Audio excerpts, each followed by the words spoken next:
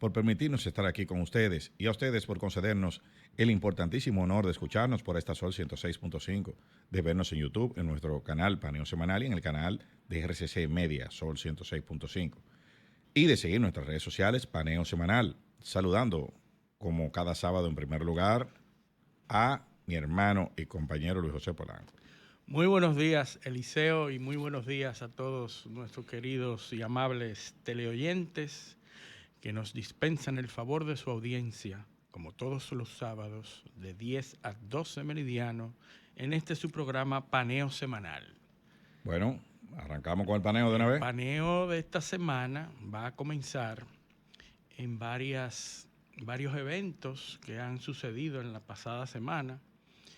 El primero, la solicitud del fiscal de la Corte Penal Internacional solicitando órdenes de arresto para Netanyahu y 3 importantes líderes de Hamas. Hay que decir que es una solicitud de un fiscal que tiene que ser refrendada por los jueces que tienen a su cargo ese proceso. Y muchos expertos señalan algo inusual, que por lo general este tipo de solicitudes o este tipo de iniciativas salen a la luz pública cuando ya están refrendadas por un juez, y en este caso han sido puestas a la luz pública por los fiscales que piden las órdenes de arresto, no solo para Netanyahu, como pudiéramos pensar, sino que ha sido equilibrada, Claro. ha sido solicitada. Salomón dividió el niño en dos. Exactamente. Para no tomar lados, pues han solicitado órdenes de arresto para Benjamín Netanyahu como ministro, como para el ministro de Defensa de Israel, Yoav Gallant, y los ha acusado de crímenes de guerra y crímenes contra la humanidad o crímenes de lesa humanidad. No bien así de genocidio, porque hay una confusión siempre. Los crímenes de genocidio, aquella acusación que hizo Sudáfrica a Israel, no, aquella fue hecha ante la Corte Internacional, ¿verdad? Y esta ha sido ante la Corte Penal Internacional. La de Sudáfrica. La de Sudáfrica. Fue la Corte Penal Internacional. Y hay otra acusación en la Corte Internacional de Justicia. Exactamente. Que son dos órganos diferentes. Son 2 órganos diferentes. Que tienen competencias distintas. Competencias distintas y jurisdicciones distintas. Porque una es la Corte Internacional de Justicia, que es un órgano de las Naciones Unidas, cuya jurisdicción es los países que son miembros. Los estados. Y los estados mejor miembros. Dicho, los estados miembros de las Naciones Unidas que se... Tienen una membresía, todos los estados miembros de las Naciones Unidas están bajo la jurisdicción de esa corte. Exactamente. Diferente a la Corte Penal Internacional, que es el Estatuto de Roma de 1968, exacto, donde los países tienen que mostrar su voluntad de adherirse. Sí, la Corte Penal Internacional se ratificó en el 2002, desde 1998. Sí, pero el estatuto, bueno, el estatuto que da lugar es de esa época. Correcto. Pero, ¿qué pasa con la Corte Penal Internacional? Que se adhieren voluntariamente los estados. Es decir, un estado se adhiere por voluntad propia. Y una cosa muy importante entre las dos, de la diferencia en las dos. La Corte Penal Internacional es sobre individuos. Exactamente. Y sobre la Corte Internacional de Justicia es con los estados. Con los estados, así es.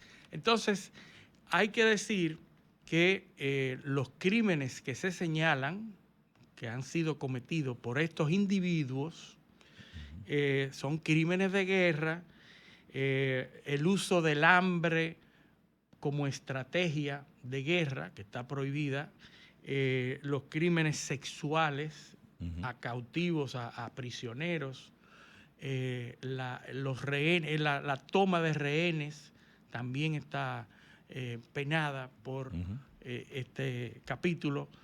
Y los fiscales, cuando hacen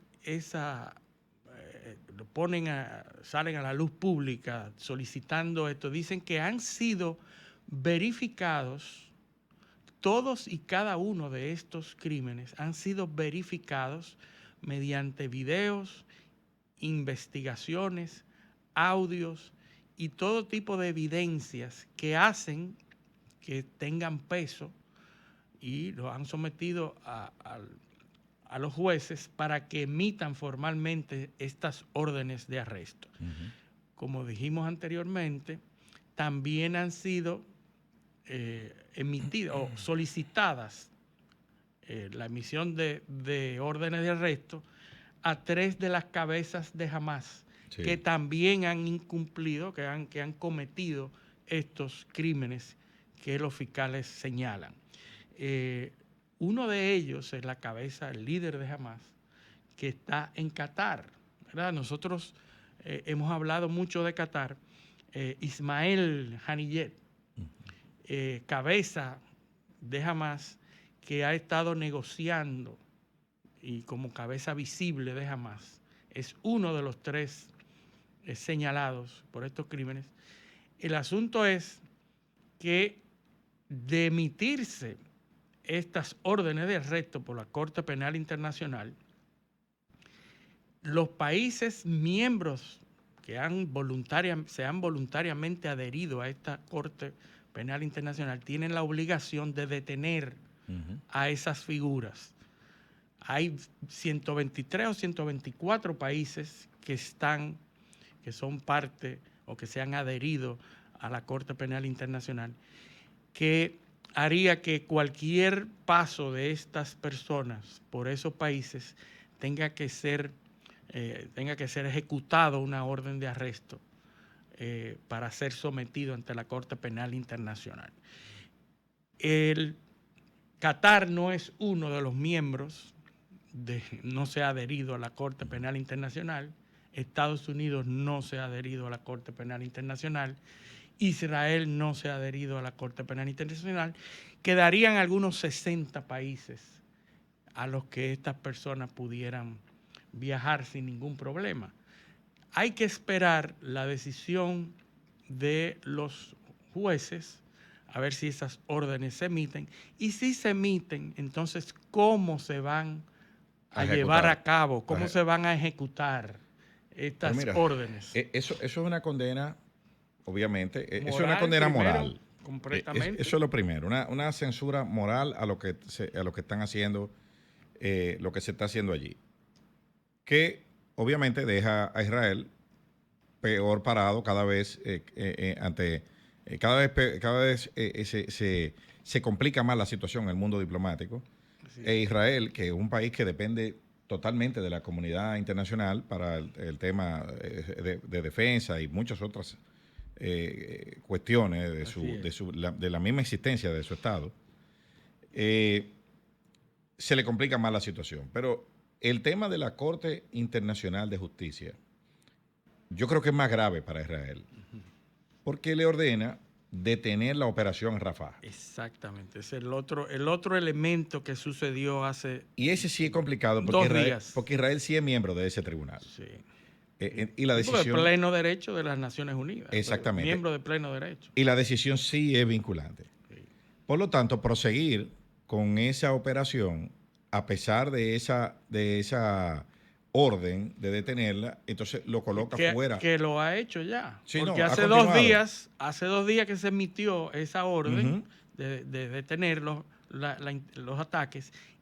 Al día siguiente siguió con y ellos han dicho que no van a detener nada. O sea, que es una cuestión de existencia del Estado de Israel, y que ellos están actuando desconocimiento. Que el defender la integridad de su Estado y su seguridad nacional está por encima de cualquier decisión de un órgano multilateral.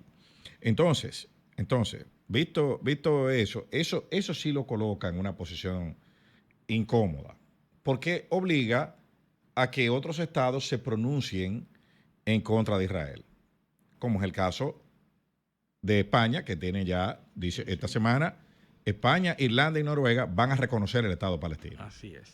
Esta semana que entra. Pero también Emmanuel Macron ha dicho que eso no es un tema tabú para los franceses. O sea que eventualmente, si la presión sigue subiendo, van a tener que pronunciarse. E igual los alemanes, que tienen un problema con la ultraderecha, Sí. que una de las cosas de las anclas en las que la ultraderecha alemana se ha apoyado es precisamente el tema de la convivencia de los musulmanes con el resto de la sociedad alemana. Sí. Entonces están hablando de una penetración cultural y eso también es atizado desde Israel, Sí. que tiene apoyo en esos movimientos de ultraderecha occidentales. Sí. O sea, Netanyahu tiene problemas serios de gobernabilidad. Yoav Galán, que tú lo mencionaste ahorita, y Benny Gantz, que es uno de los ministros del gabinete de guerra de Israel, Benny Gantz le dio un ultimátum hasta el 8 de junio y si no, saldrá de la coalición de gobierno. Y eso le va a complicar mucho las cosas a Netanyahu. Sí, porque también tiene entonces Yoav Galán, que es un hombre de la extrema, o sea, es un hombre de línea dura, de la ultraderecha de Israel, igual que Netanyahu. Le está pidiendo a Netanyahu que presente una contrapropuesta a lo que hay sobre la mesa, que es una propuesta de los 6 países árabes. ¿Y cuál es el punto nodal ahí? El plan post-ocupación. O sea, después que termine, lo que le están preguntando a Netanyahu, ¿qué va a pasar? Sus mismos colaboradores, ¿qué es lo que vamos a hacer después? Tú tienes que presentar un plan sostenible. Y a eso es que se están negando. ¿Por qué? Porque hay un punto clave, o varios puntos clave. ¿Quién va a garantizar la seguridad? O sea, ¿quién que se va a quedar cuidando eso ahí? Sí. Que no ha podido determinar, porque recuerda que jamás fue fortalecida por Netanyahu. Fue una estrategia para mantener de Netanyahu a los palestinos divididos. Para mantenerlo dividido, porque ahora lo que se está hablando es de que la OLP, la Organización de Liberación de Palestina, y la Autoridad Palestina tienen que unirse para tomar el control de la Franja de Gaza. Pero resulta que quien atizó en las últimas elecciones a esa división fue Netanyahu y le dio poder y fortaleció Hamás como estrategia para impedir esa unificación. Entonces, hay temas que no están resueltos, como decía un artículo que leímos y que dijimos la semana pasada, lo dijiste tú, Israel está perdiendo en este conflicto. Claro. Está perdiendo, de acuerdo a sus objetivos, está perdiendo. Había analistas, cuando empezó todo esto, de medios de comunicación israelíes. Yo le exhorto a nuestros televidentes, que son muy curiosos y les gusta mucho profundizar en estos temas. Hay un periódico israelí que se llama Haaretz, Haaretz, Haaretz. Esa es una prensa muy crítica con el gobierno. Es lo más objetivo que yo he podido leer de lo que se publica allí. O sea que le exhorto a que lo sigan. Así es. En el Haaretz salió una noticia como un mes después que empezó todo esto. O sea, Gaza va a ser el Vietnam de Israel. Sí. ¿Entiendes? Sí. A pesar de la superioridad militar, claro. Ellos lo comparan con Vietnam. Con Vietnam. ¿Por qué? Porque nosotros hemos dicho aquí muchísimas veces El problema es el objetivo de la guerra. Cuando usted entra en una guerra de defensa, el objetivo suyo, ¿cuál es? O sea, en un país que ya tú tienes ocupado, porque Gaza es una jaula gigantesca, donde tú tenías a toda esa gente encerrada y de ahí se salieron y te atacaron. Entonces tú ahora entras a la jaula a exterminar a todo el mundo. Pero sin un objetivo claro. Sí. No, y con estrategias imposibles. Cuando hablo de estrategias imposibles, porque tenemos muchos oyentes que han oído y que se van del lado de Israel por una condición natural del ser humano, decir, bueno, el que atacan tiene que repeler y tiene que responder.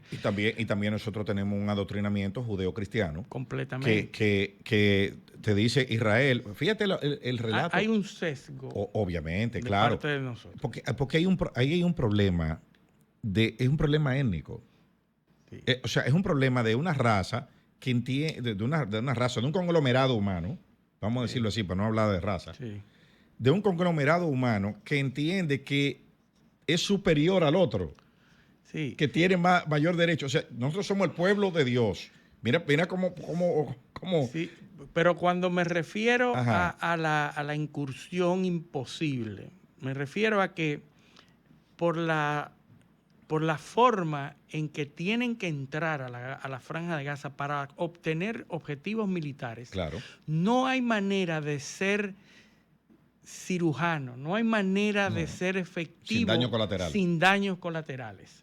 Y como tú tienes estás emplazado a resolver y a obtener objetivos militares y tienes esta conformación, esta estructura en donde las cabezas están debajo o dentro de los civiles, mujeres y niños, no hay manera de obtener objetivos militares de manera eficiente sin que los daños colaterales sean mayúsculos, sean extremadamente amplios. Entonces, ¿qué es lo que ha pasado con Israel? Y es lo que se le critica y es lo que se le señala, que el elemento de la proporcionalidad no ha sido considerado en la defensa de Israel. Israel se defiende, pero no ha podido ser proporcional en la respuesta que ha tenido. Cuando no hay proporcionalidad, entonces suceden estos daños colaterales que son lo que la Corte Penal Internacional y la Corte Internacional de Justicia señala. El asunto es que es difícil de obtenerlo. Fíjate que Israel tiene una inteligencia artificial o dos inteligencias artificiales para que ayude a determinar dónde que están los objetivos. Sí, un sistema de detección de blancos. Detección de blancos automatizado. No es una persona que se sienta en un escritorio y decir, bueno, aquí probablemente esté la cabeza. No, pero que aquí hay muchos niños y aquí hay... no hay ese tipo de consideraciones porque es una regla, es un algoritmo, es una inteligencia que determina qué es más importante. Y que tiene. Y que está diseñado y entrenada para obtener objetivos. Y que tiene unos parámetros de clasificación de blancos. Blanco de valor A, valor B, valor C, de acuerdo a la importancia. Es matemático. Entonces, de acuerdo a la importancia del blanco, calcula el daño colateral admisible. O sea, por ejemplo, para eliminar un blanco tipo A podemos eliminar 100 bajas colaterales. ¿Pero admisible para quién? O sea, para ellos. Para Israel. No bajo las normas internacionales ni la comunidad internacional. Inadmisible para los objetivos militares. Para los objetivos militares del momento. Exacto. Entonces, lo difícil es responder con efectividad, ¿verdad? ¿Cómo lograr esa efectividad sin que hayan daños colaterales de esa magnitud? Entonces, Israel la tiene difícil, pero el asunto es que no hay manera de responder a eso, sobre todo si tú te planteas al inicio del conflicto de que tu objetivo es destruir a Hamás, eliminar a Hamás por completo. Bueno, imagínate, Hamás, las estimaciones iniciales eran que tenía 40,000 combatientes. metidos en esa... No lo encuentran, porque van desde el Bueno. norte hacia el sur y ahora ya le Bueno. están diciendo a los que se agruparon en el sur que se vayan al norte, porque ellos van a entrar en Rafah. Y ahora, por ejemplo, esta semana, hace como 2 días, aparecieron 3 cuerpos de rehenes. Sí. De rehenes Sí. desde el 7 de octubre. Sí, de rehenes, soldados. Pero ¿dónde femeninos. aparecieron esos cuerpos? En un kibutz al norte de la Franja de Gaza. O sea, donde están todas las operaciones en el sur. En el sur. Y los cuerpos aparecen en el norte. Porque, obviamente, como hemos dicho antes, esos rehenes están dispersos. Quedan 128 rehenes, de los cuales hay 39. Se supone, ¿verdad? Porque Bueno, son los que no aparecen. Claro. O están muertos, son rehenes. 39 de ellos ya oficialmente se sabe que han están fallecido. muertos. Los que no se han recuperado los cuerpos. Pero la información de inteligencia israelí lo maneja como fallecido. Entonces quedan 138. En las negociaciones que hay con la propuesta de los palestinos es que por cada hombre que entreguen el rehén hay que entregar 30 prisioneros palestinos. Y por cada mujer que entreguen son 50 prisioneros palestinos. O sea, esa es la... Bueno, y eso va muy de acuerdo con la mentalidad israelita, de Israel, de que la vida de un Israel vale mucho más que cualquier otra vida. O sea, lo que más se valora dentro de la si tú haces un contrarrazonamiento, estructura racional de los israelitas, la vida vale mucho. Bueno, pero la vida de los israelitas. Pero el razonamiento contrario, entonces... Eso es desde tiempo bíblico. Pero son los palestinos los que están diciendo. Yo te doy 1 y tú me das 50, o sea que los míos valen menos. Sí, es así. Son los mismos, es así. Son los mismos palestinos. Porque la propuesta de esos números son los palestinos que la están haciendo. Eso es así. La realidad es esa. El asunto es que este proceder de Israel, primero, no es nuevo tampoco. Israel ha sido objeto de este mismo tipo de señalamientos en la Corte Internacional de Justicia. Hay que recordar a Ariel Sharon, cuando fue señalado como responsable de la matanza en el Líbano del grupo... En la operación Paz para Galilea. Paz para Galilea.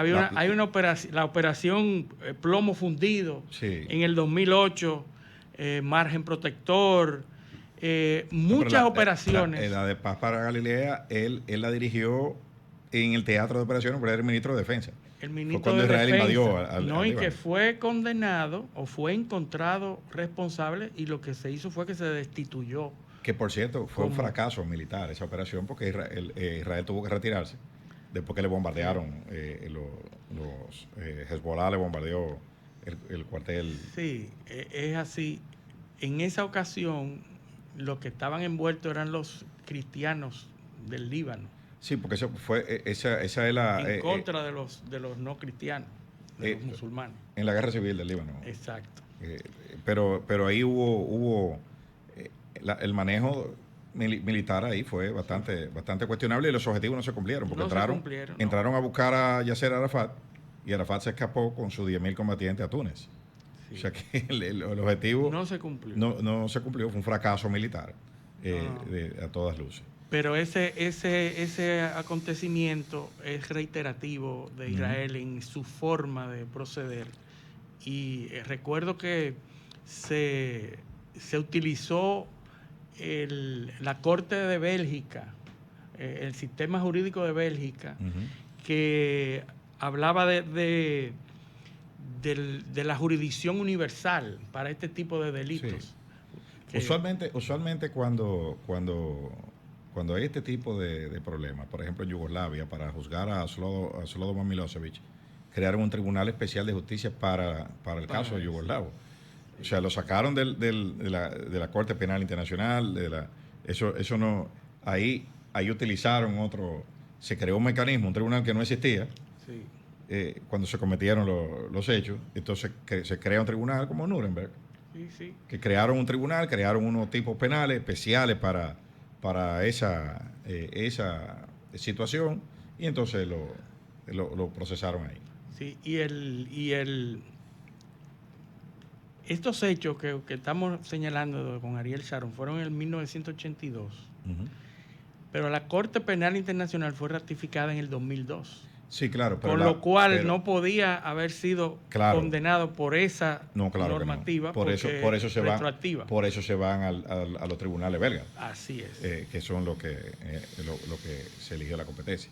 Pero ha estado siempre en la misma tesitura, Israel bajo los mismos alegatos, el mismo problema y lo que se le está poniendo difícil. Te faltó lo último, que tendrá la misma solución. La misma solución y las mismas consecuencias. Sí, porque para que te procesen tú tienes que perder la guerra. A nadie que gane una guerra lo procesa. No. El tribunal es para los perdedores, para los que dicen que pierden. Pero ya yo creo que tenemos que irnos a nuestra primera pausa. Vamos a la pausa. Esto es Paneo Semanal, no le cambien. Un paneo con habilidad, encuentro e interrogatorio. Un paneo con agilidad, para lo importante y notorio. Un paneo sin recreo, un paneo sin abucheo.